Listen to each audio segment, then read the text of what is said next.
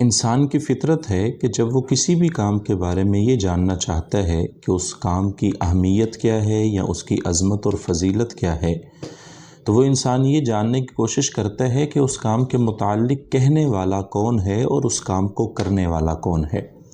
بحیثیت مسلمان ہمارے لیے اتنا ہی کافی ہے کہ جب اللہ تعالیٰ کسی کام کا حکم دیتے ہیں اور جناب نبی کریم محمد صلی اللہ علیہ وسلم اس کام کو کرتے ہیں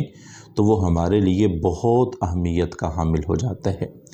قربانی کا عمل بھی انہی کاموں میں سے ایک ہے جس کے بارے میں اللہ تعالیٰ نے قرآن مجید کے اندر حکم دیا، فَصَلِّ لِرَبِّكَ وَانْحَرْ، کہ اے محبوب آپ اپنے رب کے لیے نماز پڑھیے اور قربانی کیجیے۔ اور حضور نبی کریم صلی اللہ علیہ وسلم نے بھی اپنی زندگی میں اس عمل کو کر کے اپنی امت کو یہ بتا دیا کہ یہ کام غیر معمولی ہے، بڑی اہمیت، فضیلت اور عظمت کا حامل ہے۔